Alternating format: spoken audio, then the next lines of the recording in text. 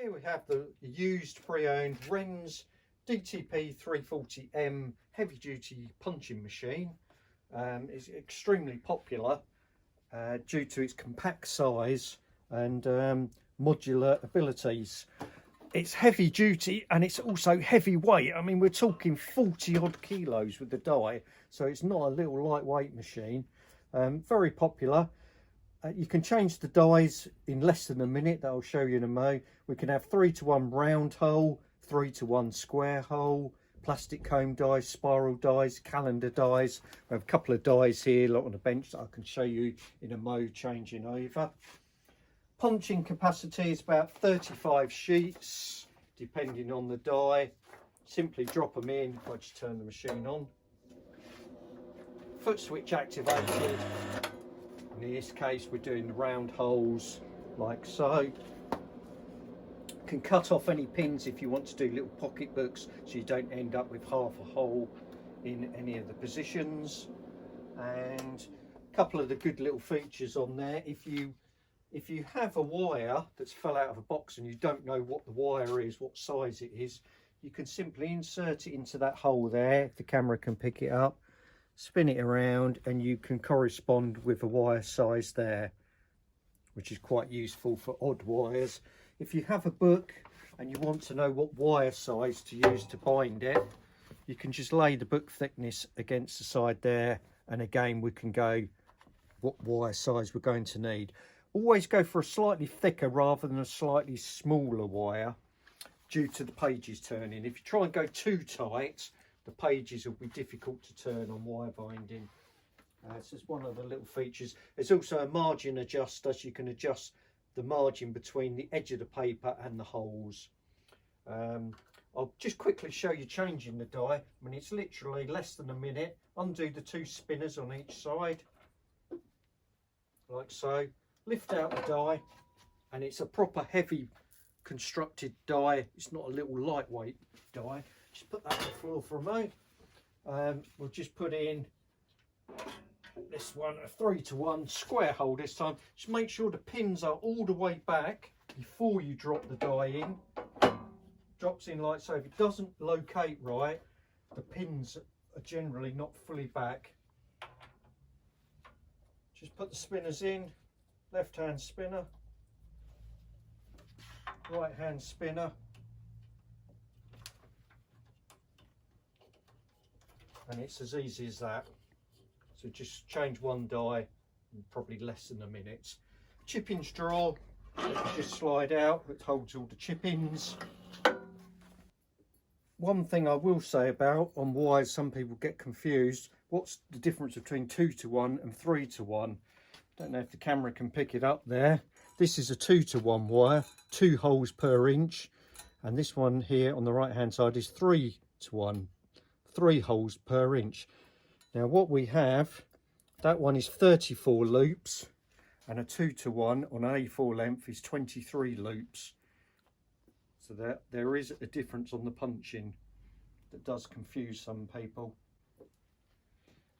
If we just quickly change to another die, just to show you, just take out the spinner on the left hand side, spinner on the right hand side. I'll just put that there. What we'll do, just put in this case, a calendar die. Calendar die, you can have round holes in this instance, or you can have square holes. Like I say, you can have a lot of dies if you need be. You can have spiral dies, comb binding dies. You can add to the collection over time, or just stick with the one die that you actually do need. So we've just fitted the calendar die. This does the thumb cut in the middle. You can either do it portrait or landscape. Just do it portrait in this case. And that will do the holes and the thumb cut in one go, which is quite useful. I'll just put another die in. You just put the square hole die in, 3-to-1, tighten up the 2 spinners. And what you can also do, if you want to, is add a closer unit onto the front of the machine there.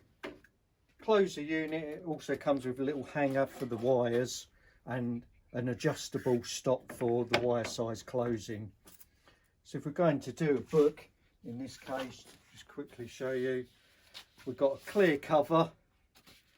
One point to make with the clear PVC covers, you don't want to put a big pile of those in, because it being plastic, it deforms, that will jam up in the die.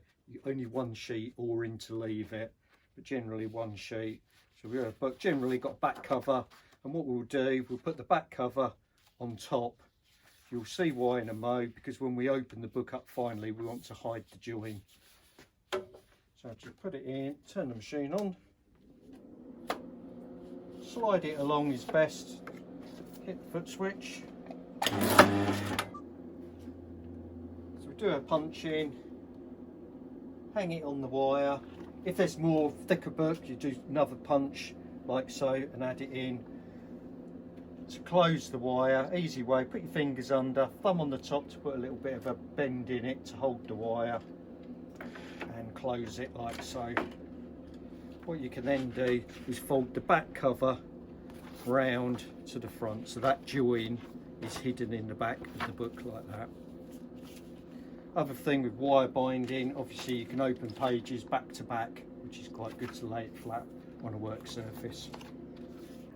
Another option that's available to you with the closing unit, this is put on the front here, but we can always put it onto what's called a module holder to have it as a separate unit. If I just unhook it, just hook it onto there separately. What you can then do is have one person punching, one person closing. If you've got to get a job out, it's a big job of 500 books, you can split it up into two of you doing it, like so. So this module here is the WBS 360 for wires. They do have a module for plastic comb to open up the combs, and also a module for spiral as well, should you need to do spiral binding. If you have any questions, please do either give us a call or email us at Chilvers Rib Graphics. Just below this video there'll be a little arrow facing down. We'll put a few links in there for you to things like the dies, various dies that are available, the closer units, and also the binding wires. We'll put some links in for the A4 wires, 3-to-1s, 2-to-1s, etc. Just have a look in the links below.